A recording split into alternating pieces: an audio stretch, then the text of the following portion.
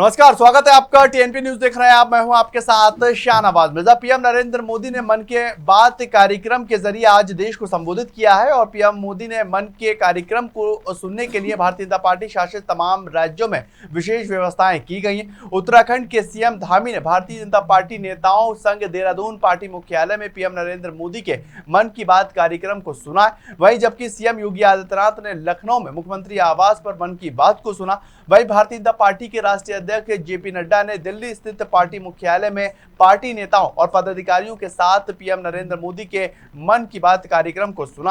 आपको बताएं कि पीएम नरेंद्र मोदी ने मन की बात के 103वें एपिसोड में बारिश और बाढ़ से त्रासदी पर चर्चा की है और साथ ही बचाव कार्यों में लगे रेस्क्यू टीम की भी सराहना की गई है। इसके अलावा उन्होंने सावन के पवित्र महीने पर अपनी राय को व्यक्त किया है और इसे अध्यात्म से जुड़ा महीना बताया। इसके अलावा पीएम नरेंद्र मोदी ने अपने विदेश दौरे का भी जिक्र किया है। उधर मणिपुर पहुंची इंडिया गठबंधन की प्रतिनिधित्व मंडल ने राज्यपाल से भी मुलाकात की है और मणिपुर हिंसा और मौजूदा हालात पर उनसे चर्चा की गई। मुलाकात के बाद कांग्रेस के नेता अधीर रंजन चौधरी ने मीडिया को जानकारी दी है और ये बताया है कि मुलाकात के दौरान राज्यपाल ने सुझाव दिया है कि मणिपुर की स्थिति का समाधान निकालने के लिए सभी को मिलकर कार्य करना चाहिए। उन्होंने ये भी बताया कि जैसे ही हमें मौका मिलेगा हम संसद में केंद्र सरकार पर दबाव बनाएंगे और लोगों के द्वारा उठाए गए मुद्दे और केंद्र सरकार और राज्य सरकार की ओर से जो कमियां हमें यहाँ पर दिखाई दी हैं उनको भी पेश करेंगे। मणिपुर की राज्यपाल जी से हम लोग मुलाकात करके जो हमारे सारे डेलीगेशन आए थे 21 संसदों लोकसभा राज्यसभा कुल मिलाकर सारे संसदों की तरफ से ये ज्ञापन सौंपा गए हैं। हमारे ज्ञापन सौंपने की बाद और हमारे बात रखने की तुरंत बाद राज्यपाल साहिबा खुद अपना पीड़ा दुख सारे कुछ बयान किए हैं और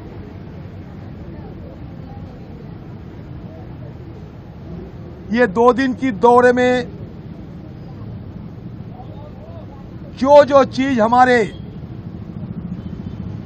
सामने आए थे, जो तजुर्बा हमें हुई थी, वो सारे को उनके सामने रखने के उपरांत उन्होंने सहमत जताए, हमारी बात पे सहमत जताई खुद यहाँ के राज्यपाल साहिबा। और उन्होंने ये भी सलाह दिए हैं कि आप सब मिलके मणिपुर की कुकी हो, मेती हो, हर समुदाय की जो नेतागण है, ये नेतागणों से आप चर्चा कीजिए, बात कीजिए और कोई समाधान की रास्ता ढूंढिए। उन्होंने ये भी सलाह दी कि सत्तापक्ष या विपक्ष सब मिलके ऑल पार्टी एक डेलीगेशन मणिपुर में आना चाहिए और यहाँ आके हर समुदाय की नेतागण से वार्ता करना जरूरी है, क्योंकि लोगों के बीच जो अविश्वास की वातावरण पैदा हो चुकी है उसको निवारण करने के लिए सबको एकजुट होकर पहल करना जरूरी है। उधर अजमेर दौरे पर पहुंचे समाजवादी पार्टी के राष्ट्रीय अध्यक्ष अखिलेश यादव ने पीएम नरेंद्र मोदी और विपक्षी गठबंधन इंडिया को लेकर एक बड़ा बयान दे दिया। उन्होंने मीडिया को संबोधित करते हुए कहा है कि पीएम नरेंद्र मोदी इंडिया का मुकाबला नहीं कर सकते हैं और वो इंडिया से घबराते हैं। वहीं इंडिया गठबंधन से पीएम फेस को लेकर किए गए सवाल पर अखिलेश यादव टालते हुए नजर आए और उन्होंने कहा कि इंडिया गठबंधन जनता के हित के लिए कार्य कर रहा है। इंडिया से घबरा रहे, वो देश को क्या आगे बढ़ाएंगे? वो अपने लिए तो काम कर सकते हैं लेकिन इंडिया का मुकाबला नहीं कर सकते। तब भी सर चेहरा क्या रहेगा आने वाले? अरे इतने चेहरे मैंने आपसे कहा सर, वैसे अगले नाम नहीं, ये कोई सवाल बड़ा नहीं है गठबंधन के लिए और बीजेपी से लड़ाई के लिए। और सबसे बड़ी बात है, सबके पास अनुभव है, सबके पास कुछ न कुछ ऐसे काम है जो वो बताए जा सकते हैं, एग्जाम्पलरी काम है। मान लो ओल्ड पेंशन स्कीम कर्मचारियों की उत्तर प्रदेश के बाद यहाँ कांग्रेस ने लागू कर दी। बहुत सी जगह और भी ऐसी योजनाएं हैं जो कोई न कोई नकल कर रहा है या उनको अपना रहा है। तो ये जो लीडरशिप है, हर लीडरशिप के पास ऐसे काम हैं जो जनता के हित में हैं, जनता को बताए जा सकते हैं, उनका भविष्य बेहतर हो सकता है। अरे बीजेपी को तो कितना देख लिया, 10 साल और कितना देखोगे आप? 10 साल में भी मणिपुर जैसी घटना हो जाए, सोचिए आप। और केवल इसलिए घटना हो रही कि उन्हें स्वार्थ है और लोकसभा में नहीं आ पा रहे। सोचिए, आप याद कीजिए वो दिन। सोचो देश की जनता को कितना प्रधानमंत्री पे भरोसा बढ़ा होगा, लोकतंत्र पे कितना भरोसा बढ़ा होगा जब प्रधानमंत्री जी सीढ़ियों पर सर रख करके चढ़े थे। जी। सोचो जिस देश के प्रधानमंत्री ने सीढ़ियों पर सर रखा हो, लोकतंत्र में कितनी खुशी हुई होगी जनता को। आज वही लोग लोकसभा को नहीं फेस कर पा रहे। तो 10 साल का यही तो है कि फेस नहीं कर पा रहे। और फिर किसानों को मिला क्या? यहाँ राजस्थान में बताओ, आय दोगुनी होगी किसानों की क्या? डीजल पेट्रोल का मुनाफा किसके हाथ में जा रहा है? सरसों के तेल का मुनाफा किसके हाथ में है?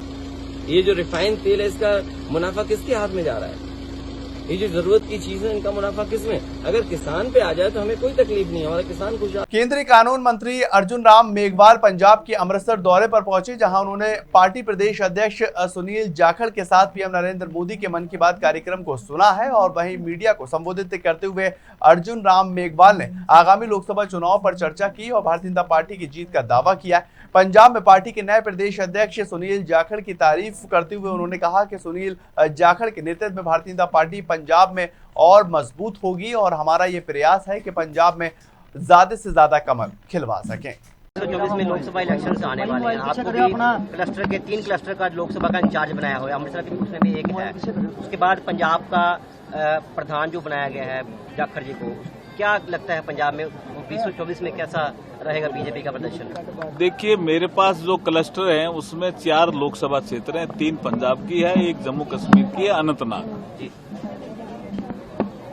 भारतीय जनता पार्टी में समय समय पर संगठन में परिवर्तन होते रहते हैं और मैं समझता हूं कि जो नए प्रधान हमारे प्रदेश के बने हैं सुनील जाखड़ जी, उनके नेतृत्व में भारतीय जनता पार्टी मजबूत होगी और 2024 के चुनाव में यहाँ पे ज्यादा से ज्यादा कमल खिले, ये हमारा प्रयास रहेगा। उधर लोकसभा के अध्यक्ष ओम बिरला आसाम के गुवाहाटी के दौरे पर पहुंचे, जहां पर आसाम के मुख्यमंत्री हेमंत बिस्वा शर्मा ने उनका स्वागत किया है और गुवाहाटी में ओम बिरला ने आसाम विधानसभा में नई इमारत का उद्घाटन किया।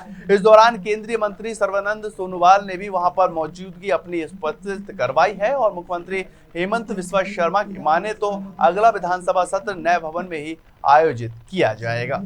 बात दिल्ली की करेंगे, जहां पर दिल्ली के उद्योग नगर में स्थित जूते बनाने की एक फैक्ट्री में आग लगने से इलाके के अंदर हड़कंप मचा है और आग लगने के कारण फैक्ट्री में रखा सारा सामान जलकर राख हो चुका है। इस आगजनी से लाखों रुपए का नुकसान हुआ है और वहीं हादसे की सूचना मिलते ही मौके पर पहुंची फायर ब्रिगेड ने कड़ी मशक्कत के बाद आग के ऊपर काबू पाया। हालांकि आग लगने की वजह अभी तक स्पष्ट नहीं हो पाई है। रूस की राजधानी मॉस्को पर यूक्रेन ने ड्रोन से हमला किया है और यूक्रेनी ड्रोन हमले में 2 कार्यालय ब्लॉक पूरी तरह से क्षतिग्रस्त भी हुए। मॉस्को के मेयर ने यह बताया है कि रात के वक्त यह हमला किया गया था और इसमें इमारत को काफी ज्यादा नुकसान पहुंचा। हालांकि इस हमले को लेकर किसी के हताहत होने की कोई भी पुष्टि नहीं की गई है और हमले के बाद रूस ने मॉस्को के तमाम हवाई अड्डों को भी बंद कर दिया और यहां से उड़ान भरने और लैंड होने वाली फ्लाइटों को भी रीडायरेक्ट किया गया है।